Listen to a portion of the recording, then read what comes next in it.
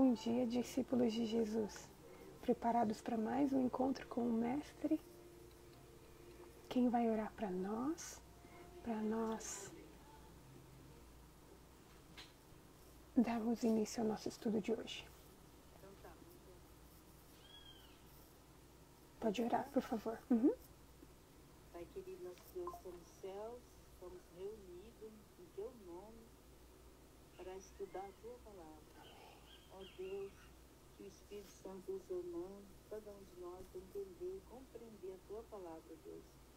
Pai querido, nosso Deus, é um prazer, um privilégio estar aqui para mais um estudo, aprender mais de Ti e fazer de Ser melhor amigo, Deus. Amém. Que cada amiga, que cada um que está nesse canal, que seja um canal de bênção. Ó Senhor Jesus, fala conosco através da Tua palavra. Perdoa nossos pecados, nossos erros, Deus. Usa a Daiane, instrumento em Tuas mãos, para falar nossos corações.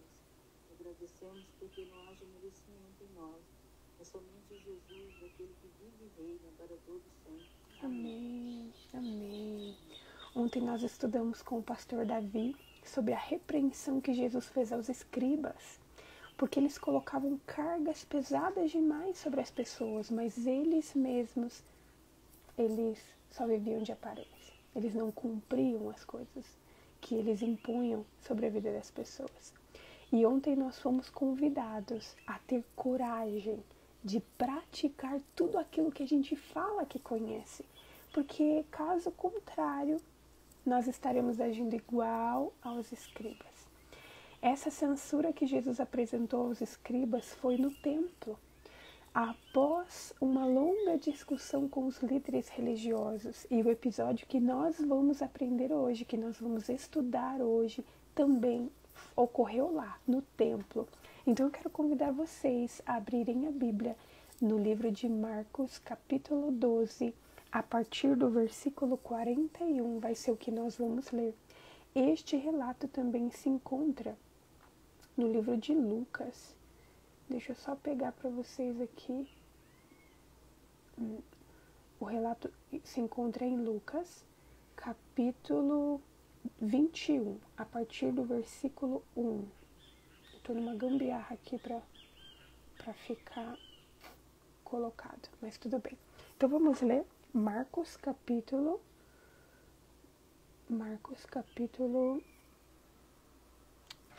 12. Marcos capítulo 12, a partir do versículo 41, diz assim: Sentado diante da caixa de ofertas, algumas traduções chamam de gasofiláceos. Então, sentado diante da caixa de ofertas, Jesus observava como o povo lançava ali o dinheiro. Ora, muitos ricos depositavam grandes quantias.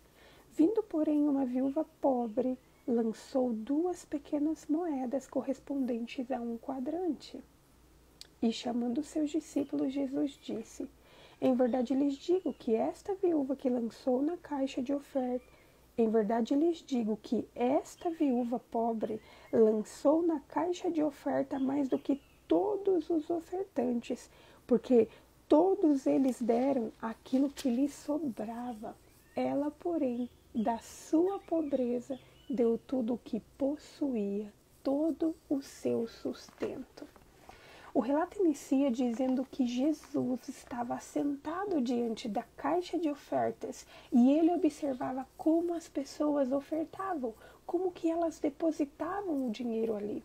Este incidente provavelmente ocorreu no final da tarde de terça-feira, após Jesus se sair vitorioso do longo e amargo conflito que ele teve com os líderes da nação. E ele estava prestes a deixar o recinto sagrado, ele estava prestes a sair e ir para outro lugar. Só que ele ficou ali, assentado ali, e ele, naquela posição, assentado, ele conseguia observar todos os adoradores que lançavam as suas contribuições.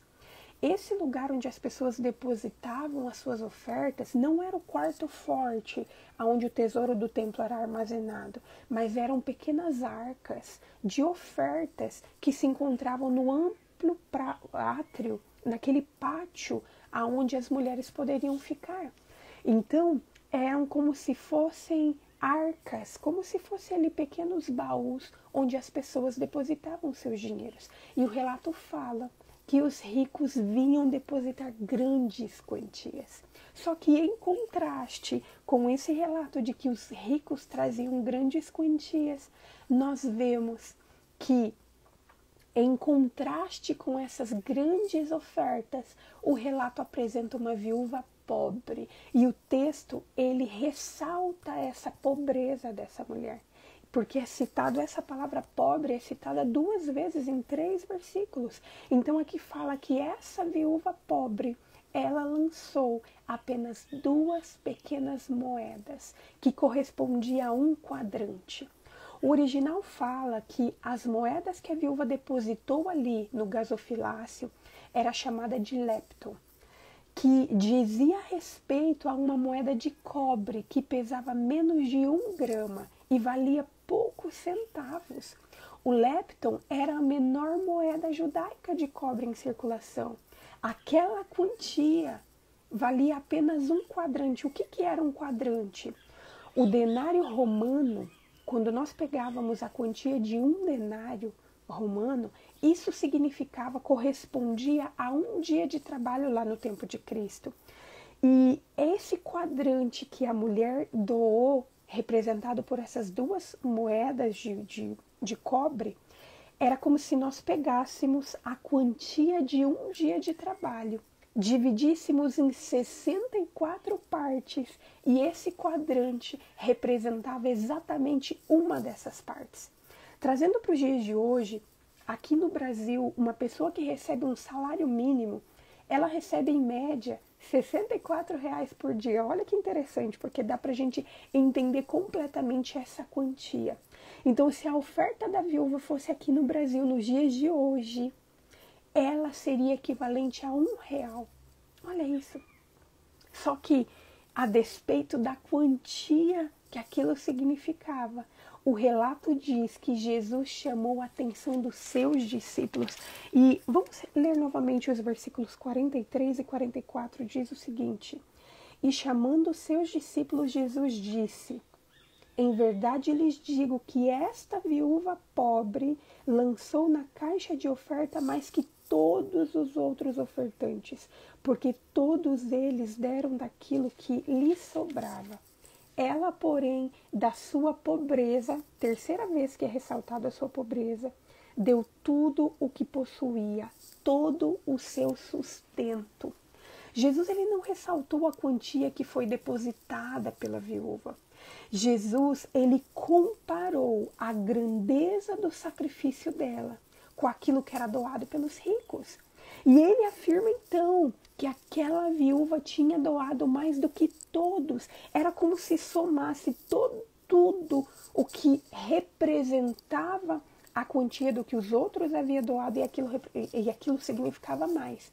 Eu fiquei pensando no conteúdo de fração, porque aquela mulher, ela deu um inteiro, ela deu tudo o que ela possuía. E aquelas pessoas, elas deram pequenas frações.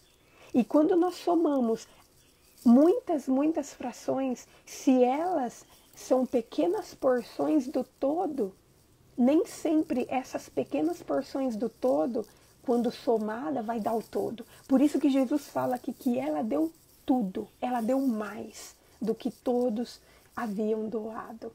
Em realidade, o que nós temos que entender é que aos olhos de Deus não é realmente a extensão da dádiva que conta, o valor, a quantia, e sim o motivo que o impulsiona. Deus está interessado na magnitude do amor e da consagração que a dádiva representa, não em seu valor monetário. Esta é a única base que Deus emprega para recompensar as pessoas, assim como Jesus ilustrou quando ele falou sobre os trabalhadores na vinha, que está descrito em Mateus capítulo 20, versículo 15. Os ricos, eles tinham dinheiro de sobra, eles tinham mais do que necessitavam e eles deram do seu excedente e isso não lhes custava nada para eles. O valor das suas ofertas em termos de amor e consagração era pequeno ou nada, porque não representava abnegação. Mas aquela viúva pobre, ela não sabia de onde viria a próxima refeição, mas mesmo assim ela deu o seu sustento. O relato termina falando que ela deu todo o seu sustento. Se aquela viúva não tivesse nada mais para comer depois, se ela não tivesse dinheiro, se ela não tivesse de onde vir outros recursos, a vida dela poderia acabar ali, com aquela doação. Mas essa oferta que ela deu, era como se ela tivesse ofertado a sua vida para Deus. E ao ler esse relato, eu me lembrei muito da viúva dos tempos de Elias, a viúva de Naim, cuja história está relatada em 1 Reis, capítulo 17. Nesse relato da viúva de Naim, Deus envia o profeta para pedir comida para alguém que não tinha comida. E a viúva descreve para Elias a sua situação, mas mesmo assim o profeta pede para que ela faça um bolo para ele, com tudo aquilo que ela tinha. Quando a viúva age de acordo com a palavra do profeta, ela está sacrificando a sua vida e a vida do seu filho. Ela negou de tudo o que ela tinha para fazer aquilo que a boca do profeta havia proferido. Ela agiu por fé. E a Bíblia relata que ela foi recompensada, pois o azeite da botija nunca mais faltou e o trigo da sua panela também não. Abnegação, entrega total, doação da vida. No texto de ontem, nós vimos Jesus acusando os escribas de devorarem as casas das viúvas. E no episódio de hoje, nós vemos uma viúva com o seu coração transbordante de Deus, porque ela deu tudo quanto possuía. Queridos, nós podemos tirar várias lições do episódio de hoje para a nossa vida. A primeira lição é que os ricos da época de Jesus, eles davam grandes quantias de dinheiro, mas aquilo era o que sobrava. Isso não é importante para Deus. Quantia, grandes quantias, Deus não leva em consideração isso. Ele leva em consideração o que isso representa. Muitos daqueles ricos daquela época, eles faziam simplesmente por fazer, simplesmente para se aparecer, mas eles não doavam de todo o coração. Mas em contraste com isso, nós vemos uma viúva que deu tudo o que ela tinha, assim como a viúva de Naim, na época de Elias. Esta atitude é uma evidência do máximo amor possível e da consagração a Deus, dar tudo para Deus. Deus nos pede tudo, e tudo não envolve só dinheiro, mas Ele deseja a nossa vida dedicada a Ele. Quando a viúva entrega tudo, ela não só entrega o seu dinheiro, mas ela estava entregando a sua vida como oferta a Deus. Que sejamos fiéis a Deus com os nossos dízimos, com as nossas ofertas, com os recursos que nós devolvemos a Deus. Mas para além disso, que nós estejamos dispostos a doar toda a nossa vida a Deus, para que Ele faça dela o que for da sua vontade. Vamos orar? Querido Deus, nós te louvamos, Senhor, porque no dia de hoje, Senhor, nós tivemos o privilégio de refletir sobre a vida daquela viúva. Quantas pessoas tinham tantas condições, estavam doando tantas coisas ali naquele gasofilácio, mas o Senhor chamou a atenção dos seus discípulos para aquela viúva, que deu duas moedas que não valiam nada em quantia, mas que representava toda a vida dela dedicada a Ti. Senhor, nós te pedimos perdão por todas as vezes que nós damos para Ti aquilo que sobra do nosso tempo, aquilo que sobra do nosso dinheiro, aquilo que sobra da nossa vida, Senhor. Hoje nós percebemos que o Senhor está nos convidando para dar o nosso melhor a Ti, não aquilo que sobra. E por isso que nós estamos aqui, Senhor, dando o melhor do nosso dia para estar aos Teus pés, para ouvir a Tua voz falando ao nosso coração. E o nosso desejo hoje, Senhor, é de nos entregarmos completamente em Tuas mãos, Pai. Nos aceite, Senhor, como ofertas a Ti. Que a nossa vida seja uma completa oferta a Ti. E que o Senhor faça da nossa vida o que o Senhor quiser, Pai. O que o Senhor quiser. Que o Senhor nos use aonde o Senhor quiser, o que o Senhor transforme a nossa vida como o Senhor quiser. Nós te agradecemos por tudo que o Senhor já fez, por tudo que o Senhor está fazendo e por tudo que o Senhor ainda fará em nossa vida. E tudo isso fazemos em nome de Jesus. Amém. Amém. Queridos, que Deus abençoe a todos. Amanhã nos encontraremos para estudarmos sobre o sermão profético e a destruição do templo que está relatado em Marcos capítulo 13. Que nós continuemos nos enchendo da palavra de Deus para sermos cheios do Espírito. Tchau, tchau. Até amanhã.